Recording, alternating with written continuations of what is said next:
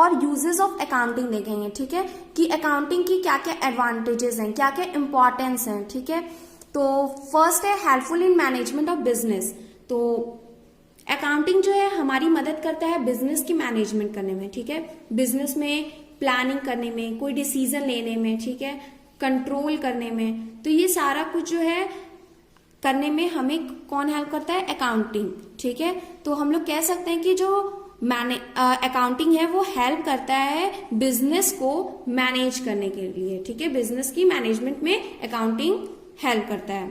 Next है provide complete and systematic record. तो accounting से हमें कंप्लीट रिकॉर्ड मिलता है, ठीक है, कंप्लीट भी मिलता है और सिस्टमैटिक वे में मिलता है, ठीक है, जिससे हम लोग हमारी ऑर्गेनाइजेशन में अभी कैसा पोजीशन चल रहा है, प्रॉफिट में चल रहा है, लॉस में चल रहा है, ठीक है, ये सारा कुछ हम लोग एक तरह से पता कर सकते हैं, ठीक है। और ऊपर से सारा कुछ इसमें रिकॉर्ड करते हैं हम लोग, ठीक है, इसमें सारा कंप्लीट इंफॉर्मेशन होती है।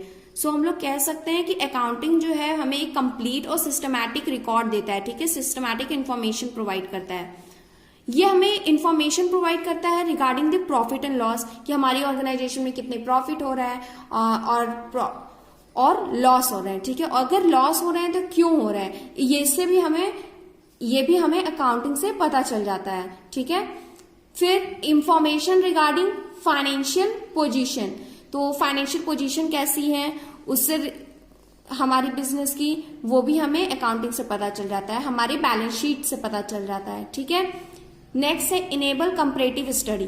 तो अकाउंटिंग जो है करने से हमें एक कंपैरेटिव स्टडी करने में मदद मिलती है। हम अपनी जो बैलेंस शीट है उसको दूसरे बैलेंस शीट से, मतलब दूसरे ऑर्गेनाइजेशन की बैलेंस शीट से भी कंपेयर कर सकते हैं। इवन हम अपनी बैलेंस शीट को प्रीवियस ईयर के, मतलब जो इस साल का बैलेंस शीट है उसको प्रीवियस ईयर की बैलेंस शीट से भी कंपेयर कर सकते हैं कि पहले से मुकाबले हमारी अभी की फाइनेंशियल पोजीशन कैसी है, ठीक है। तो हम लोग एक कंपैरेटिव स्टडी कर पाते हैं अकाउंटिंग की मदद से, ठीक है।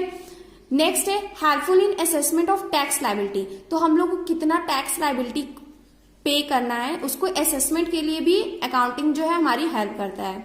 Next one is evidence in legal matter. तो कभी कभी जब हम लोग लीगल केसेस में फंसते हैं, जो कोर्ट एविडेंस मांगती है, ठीक है, तो जो अकाउंटिंग है वो एक्ट करता है एज एन एविडेंस, ठीक है, एक सबूत के रूप में वो हमारी मदद करता है, ठीक है। Next one is facilitate sales of business. तो जब हम लोग अपनी बिजनेस को सेल करते हैं, ठीक है, जब हम लोग अपने बिजनेस को सोच रहे हैं कि हाँ हमें सेल करना है, तो उस टाइम पे अकाउंटिंग अगर हमने की होगी तो उससे हमें उसकी प्राइस को कैलकुलेट करने में मदद मिलेगी, ठीक है, उसके परचेस प्राइस को हम लोग कैलकुलेट कर सकते हैं।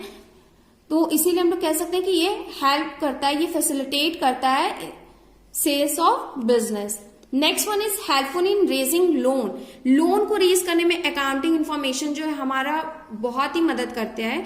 कोई भी बैंक या फाइनेंशियल इंस्टीट्यूशन में जब हम लोग लोन लेने जाते हैं तो वो हमसे हमारी फाइनेंशियल स्टेटमेंट मांगती है, ठीक है, और उसको एनालाइज करती है, देखती है कि क्या हमारे पास रीपेमेंट कैपेसिटी है, और उसके बाद ही वो हमें लोन प्रोवाइड करती है, ठीक है।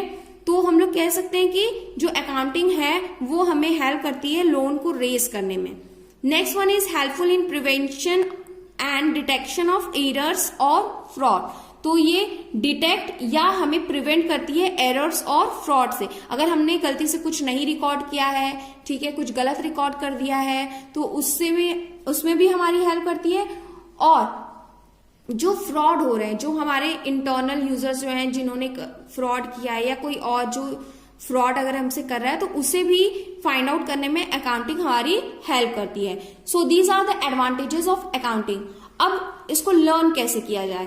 तो लर्न करने के लिए जो मैंने ट्रिक इसके लिए बनाया है वो है 2 less CP 2 FM, ठीक है, 2 बार लेस किया हम लोगों ने कॉस्ट प्राइस को, तब हमें FM का प्राइस 2 FM का प्राइस मिला, ठीक है। तो 2 less CP 2 FM। तो अब इसको कैसे हम लोगों ने बनाया है?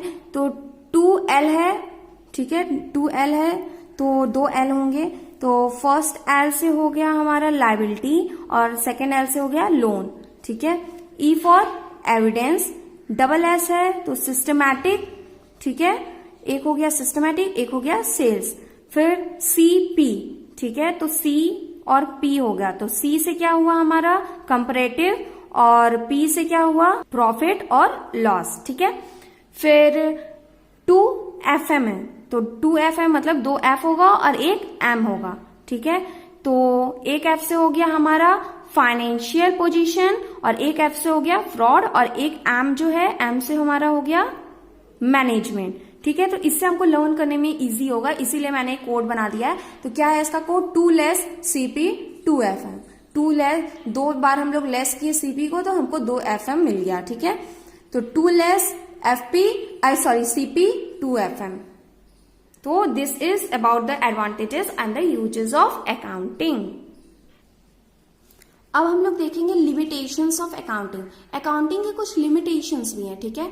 तो वो क्या क्या है, तो फर्स्ट है influence by the personal judgement. तो अकाउंटिंग जो है वो ह्यूमन बीइंग के द्वारा ही प्रिपेयर किया जाता है ऐसा, और ये जो है हमारी पर्सनल जजमेंट से इन्फ्लुएंस्ड हो जाता है। जैसे अगर कोई भी चीज है उसको कैलकुलेट करने के लिए कई सारे मेथड्स होते हैं, ठीक है। तो अब यहाँ पर हम कौन सा मेथड यूज कर रहे हैं उससे हमारा डिसीजन जो है वो इन्फ्लुएंस होगा, ठीक है। इसके अलावा हम लोग अकाउंटिंग में डेप्रिसिएशन कैलकुलेट करते हैं। डेप्रिसिएशन जो है हम लोग फिक्स एसेट पे, मतलब अगर कोई मशीनरी खरीदे हैं तो हम लोग उसमें कैलकुलेट करते हैं कि ये 10 साल काम करेगा, ठीक है। तो यहाँ पे हम लोगों ने अपने पर्सनल एक्सपीरियंस या पर्सनल जजमेंट से कह दिया कि वो मशीनरी 10 साल तक वर्क करेगा, ठीक है। डेप्रिसिएशन हम लोग जब निकालते हैं तब हम लोग ऐसा कैलकुलेट करते हैं, ठीक है।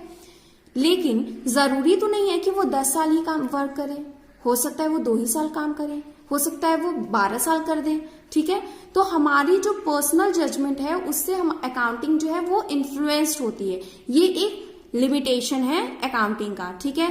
Second one is based on accounting concepts and conventions. तो अकाउंटिंग जो है वो वेरियस कॉन्सेप्ट्स और कॉन्वेंशन के बेसिस पे बनाई जाती हैं, ठीक है। इसके कुछ प्रिंसिपल्स होते हैं। एक है कंजर्वेटिज्म प्रिंसिपल, ठीक है।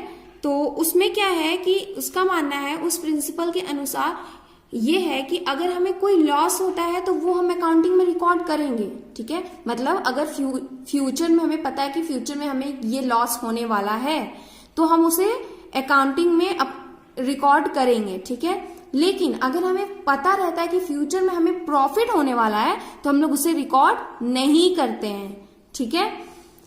तो ये इस टाइप के जो प्रिंसिपल्स होते हैं वो भी जो है एक लिमिटेशंस होते हैं हमारे अकाउंटिंग के, ठीक है।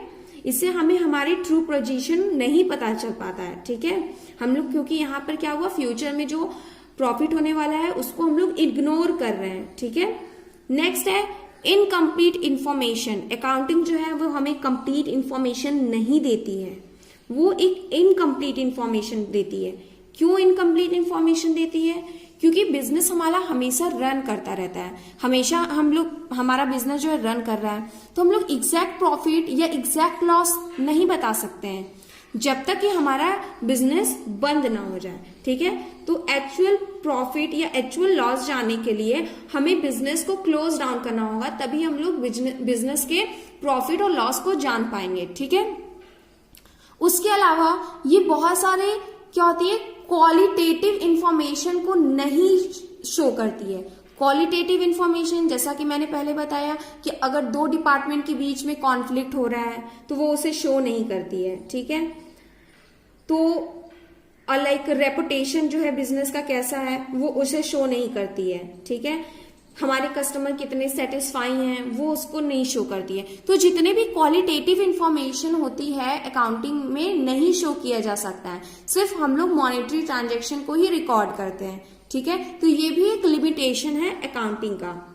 नेक्स्ट है बेस्ड ऑन हिस्टोरिकल कॉस्ट। तो जितने भी ट्रांजैक्शन हम लोग बिजनेस में करते हैं वो हम लोग हिस्टोरिकल कॉस्ट में रिकॉर्ड करते हैं, मतलब जो हम जिस कॉस्ट पे हम लोगों ने लिया है उसी में रिकॉर्ड करते हैं। लेकिन हम यहाँ पर हम लोग इग्नोर कर देते हैं, जो प्रेजेंट में उसके प्राइस चल रहा है उसको हम लोग इग्नोर कर देते हैं और इससे हमें हमारी ट्रू फाइनेंशियल पोजीशन नहीं पता चल पाती है। ठीक है, तो ये भी एक लिमिटेशन हो गया। Next one is affected by window dressing. तो अकाउंटिंग जो है अफेक्टेड होती है विंडो ड्रेसिंग के द्वारा। कैसे? हम लोग क्या करते हैं कि अपनी जो भी बिजनेसमैन है वो क्या करते हैं कि वो अपनी जो पोजीशन है उसको बढ़ा चढ़ा कर दिखा देते हैं। ठीक है, अपना जो फाइनेंशियल स्टेटमेंट है उसको बढ़ा कर दिखा देते हैं, थोड़ा बढ़ा चढ़ा के, ताकि जो पीपल है, जो पब्लिक है, वो अट्रैक्ट हो और उसमें इन्वेस्ट करे। ठीक है, तो अकाउंटिंग को क्या होता है कि वो अफेक्टेड होती है विंडो ड्रेसिंग के द्वारा। या हम लोग ये भी कह सकते हैं, हिंदी मुहावरा भी है, ऊंचा दुकान फीका पकवान। ठीक है, तो हम लोग ऊंचा मतलब बढ़ा चढ़ा के अपनी इंफॉर्मेशन को दिखा देते हैं, मगर असली में वो कंडीशन होती ही नहीं है। ठीक है, next one is unsuitable for forecasting.